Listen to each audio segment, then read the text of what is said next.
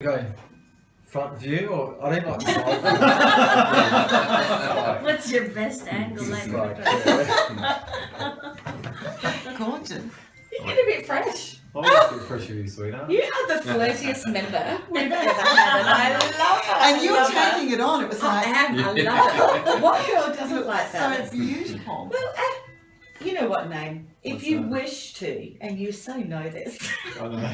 you could seduce any woman. I know. So why are you at Social 8? Why? It's a good question, isn't it? Okay, let's get real.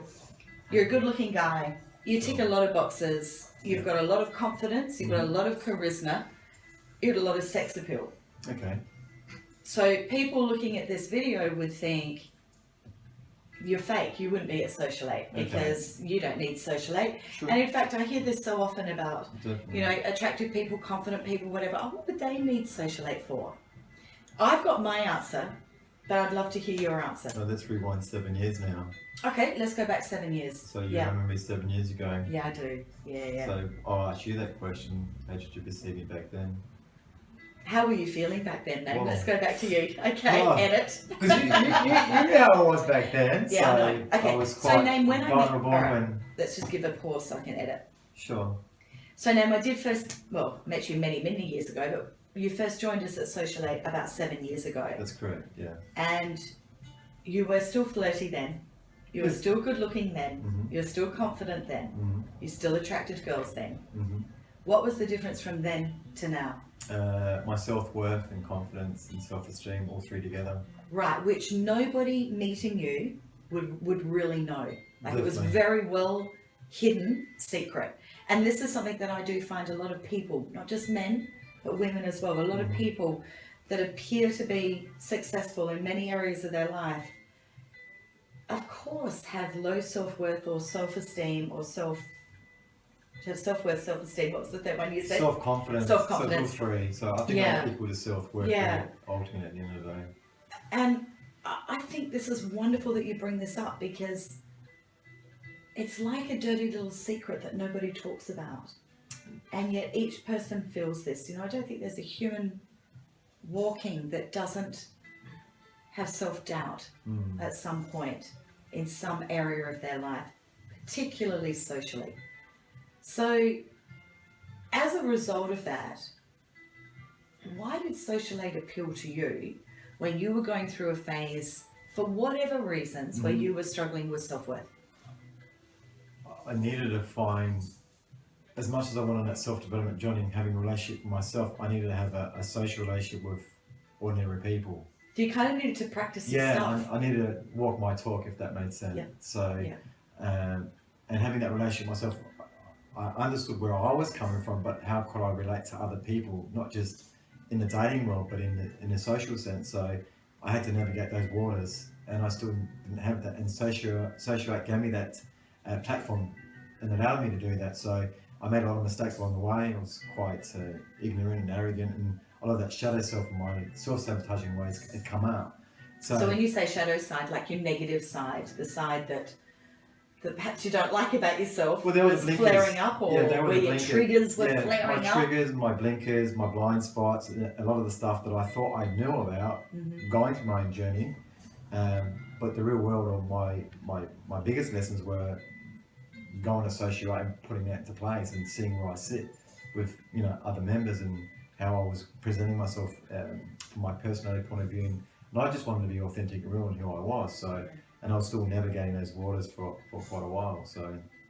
Yeah, it does take a while, doesn't it? It takes a lot of practice. It took me a good 12 months. Yeah. Good 12 months. Which actually, we've spoken a bit tonight with other people about how many people come with the expectation they're going to meet their life partner I at their probably did first too. dinner or their fourth dinner or I whatever, probably but did very too as well. quickly. And yet, maybe one of the freeing things would be for somebody to join Social 8 and say, I'm going to give myself 12-month membership. I'm going to take my 12 months to explore who I am, what I want, how am I going to go about getting it, how am I going to present, all of that with no time frame except just letting it be let it evolve naturally. And that was the hardest thing, was to let go of those expectations or the perceptions you had in your mind, or that mindset you had. So, and that came again through navigating those waters of understanding more about yourself and your belief system and all that sort of sabotaging things that I went through. And I know a few other people have gone through that too, from that I've spoken to. Not just a few, honey, lots and lots. Big knife. So No, yeah, but that's normal. You know, this is life. This isn't something about a club for people that have low self-worth. This is life. There is no, in Western society, there is no industry that we are not pandemic proportions of people with low self-worth. So I love that you're articulating this, because I think I would bet my bottom dollar that whoever's sitting here at home on their laptop watching this or on their phone would be going, yeah, me too, me too, me too. I think the other thing is pride.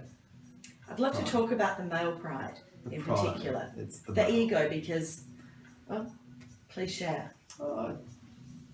There's this thing that you sort of feel to yourself, well, I don't need to go out there and join a club or any form of social networking place, because I can do it on my own. I've got the online dating, or I'm quite capable of meeting someone on the street or wherever, you know what I mean? Mm-hmm.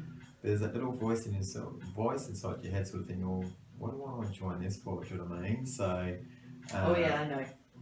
but then you're pushed, because obviously the social landscape's changed for me over the years. So, so now that I'm in my 40s, friends are married. You know, there's not much to do, and I've gone the reverse. I haven't been married at all, or have any kids that I know of anyway. But should I have said that? Don't contact me if you. I should have said that, should I? I'll just put a bit of humour in it. But Maybe yeah. he's got a padlock on his letterbox on Father's Day. Who knows? Anyway, so I was isolated, I suppose, the social isolation for me. So the pride was, you know, and that's where the pride came in for me, is that I started to isolate myself, and my friends were all married, and Yeah, the social circle was getting smaller and smaller, and it wasn't expanding. definitely, and it's almost like you're in your comfort zone, and that comfort zone's more to do with your pride, I feel, for me anyway. So, and you don't want to get out of that comfort zone because you're afraid of change or afraid of having that new experience. So I had to swallow that pride and move past that comfort zone and do what I need to do. So, and that's where social aid sort of came into it. So it evolved from there. So definitely. Good. So you, like the vast majority of our members, joined us at a time when, you know, you were really desiring to meet somebody and form a relationship and whatever that looks like. Definitely. So how do you navigate that moment when you think, I can't keep going to these dinners or events expecting Miss Hot to be here, or that if Miss Hot is here, that she's going to want my number or will engage with me. Now, obviously we've spoken to those tonight that has happened, so we know that it can happen, but we're getting to a point where we're deciding that the mental mindset, it's of no benefit to expect that it's better to go in with a different mindset. How did you navigate that moment when you went, I need to change my attitude? I felt some of the members were my teachers as well, where cool. A lot of them did come with that expectation of wanting to meet the love of their life and wanting to fall in love, and I don't agree that you fall in love. I think you grow in love. I feel that you grow in love. Yes. So, and we all talked about the energetic experience of connecting with someone and having that chemistry and developing that chemistry and being compatible with that and sharing those valued interests. So, and I suppose as you get older, well, again, I'm saying in my 40s, that changes, that landscape changes and your values change, and you start to see people not just for their physical looks, but I want to connect on a different level. More So when you're in your 20s and you're in a bar and you look across the bar and there's a chick that's halfway good looking and she looks at you, you look at her, it's like game on, and 20 minutes later you're in a committed monogamous relationship and you'll be together for the next 5 years. That's not working for you anymore? No, just I think that was more the jungle mindset, was chasing lust rather than love, if that makes sense. Yeah, of course. Yeah, so, he was doing the picking, we call that. Yeah, so I've gone from the jungle mindset, being the player bad boy, which I'm not afraid to admit, but when I started to go on that journey of finding who I was, I started to realise I wanted something more authentic, and I wanted to be authentically with myself. So is that when you stopped having one night stands? Oh geez, I can't remember the last time I had a one night stand. It's been that long. Yeah, Well, that's right. awesome, because that was a pattern of yours in the past, wasn't it? And then I think At when the you start. came to Social 8, you actually chose to not go down that path, that you wanted to more explore It's beyond the interesting- physical it's for a interesting connection. You're saying that because a lot of people don't think I'm being genuine by saying that. Well, women will find that uncalled for me not to have a man not to have a one night stand anymore. For me, it's changed. For me, because I've changed, I don't Yeah. want to have those one night stands. I don't feel compelled to do that anymore, and that's why with Social 8, that's what stopped me to do that. Do you know what I mean? So I learnt more about myself. Is that I wanted more of a heartfelt connection, a mental connection, a spiritual connection, not just a physical, one-dimensional relationship. I'm being a bit selfish. That's not being selfish. It's three-dimensional. But I did meet someone, as you know, Yeah, that's right. He had an awesome relationship. and that was after a year, almost on the spot. So yeah. So it does happen. And it will So it happen does again. work. We have our journeys. So now that I've come back, it's not me looking for someone special or unique. It's just socialising, and if that happens, that happens, and it's a smorgasbord. It's a permission to sort of to let yourself be free and be who you want to be, and talk to like-minded people. Well, what about the fact too that if you go to a Social 8 event, that you can talk to anybody without the fear of them having But that's the the thing. male partner's actually in the bathroom and he's going to come back and give you the evil death stare But that's because the thing. you're talking to his woman. That's the thing. That sort of always a concern especially when I go out to a pub or a nightclub or wherever, and I still do. I will go out on my own. The biggest concern is that you might have a boyfriend or a partner or rejection. But the benefit with Social 8 is it is a smorgasbord, and I don't really rude in saying it, but it's free reign. You can just ask them. Girls, it's a smorgasbord for you too. So both Just aspects. saying. So there's no fear of asking for their phone number because they're going to say yes or no, and I don't want to leave there in the what if.